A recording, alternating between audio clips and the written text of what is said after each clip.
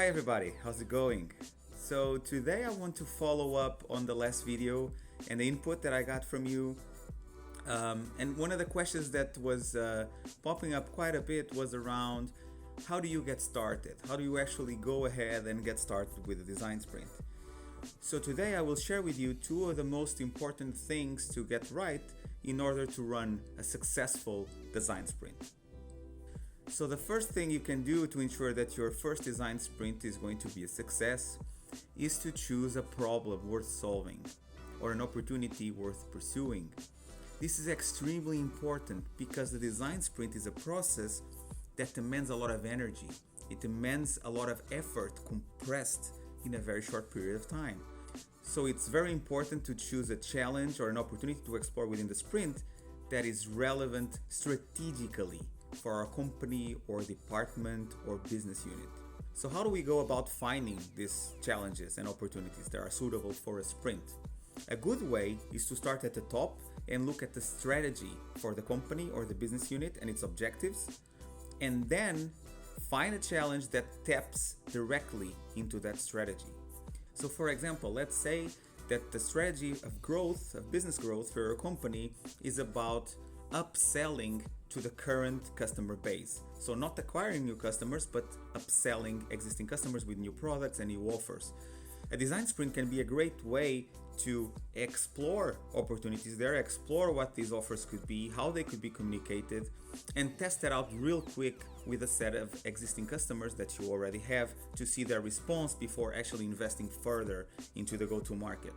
It is also a great opportunity to run a sprint because it works very well with mixed teams, and in this kind of challenge you may want to have product people, engineers, marketing people all working together to come up and test these new product offers. It's important to resist the temptation to do a sprint on something that is completely disconnected from the actual strategy of the company. To give you an idea of how important we think this is, when we are doing a training, for example, teaching people how to use the design sprint, even though the main goal of our training is to teach how to run through the process, so it's not about actually running the sprint, it's a simulation usually done in 2 days. We do a lot of pre-work before the training to make sure that the challenges that are being used in the training are connected to the company's strategy. So even for a simulation, even for training how to do it, we like to do it with real, relevant, useful cases. So that is number one, finding a problem, challenge, and opportunity worth solving, worth pursuing. Number two is making sure that you have in the sprint team a de facto decider. In the sprint process, the decider role is a very important one.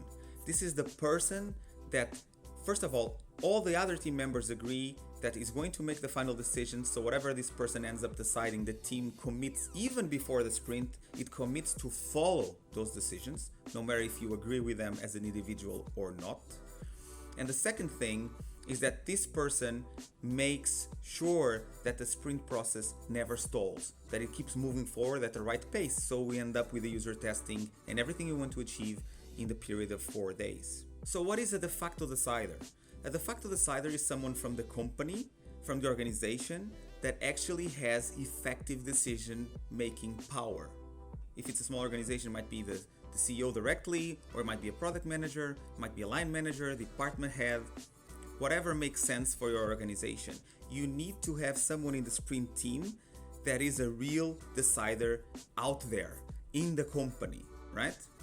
So again, resist the temptation to run a sprint with a team without someone there that can actually decide when the sprint ends if this is going to be built, or if we need to do an iteration sprint, or if we should just abandon the idea altogether. Because the last thing you want to do is to run a sprint with a team and get the people through a very intense, very demanding process, only to get the end results, the user testing results, shown to the decider in the end, because someone has to make a call if there's going to be budget for this or not, and then being completely ignored or completely not aligned with the expectation of that person because they already made up their plan, they already made up their mind into what they want to do.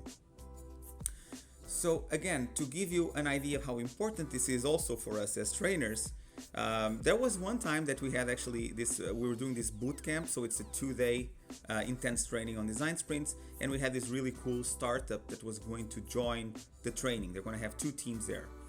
And what happened is that, with these startups, there's a lot going on, and kind of at the same dates that we were going to run the boot camp, the founders were being visited by a high-profile investor. So suddenly they had this investors meeting, and they also had the sprint training.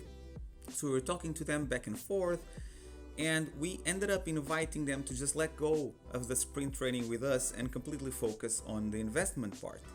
And the reason for that was that we knew that if they weren't totally there, so the product manager and the CEO, if they weren't totally there, it would be a frustrating experience for them, for us as trainers, and for the entire team. Okay, so to sum it all up, 2 things you want to make sure that you get right to run your first design sprint. 1, find a problem worth solving or an opportunity worth pursuing.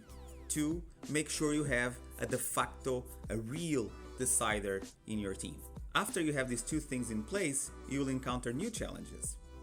Logistic challenges, for example, where should I run the sprint? What materials do I need? User recruitment challenges, where do I find the users? How should I select them? Tactical challenges, how do I run the voting? How do I run the how might we use exercise? Who should be the experts, and so on. But none of this really matters if we do not have these 2 things first in place.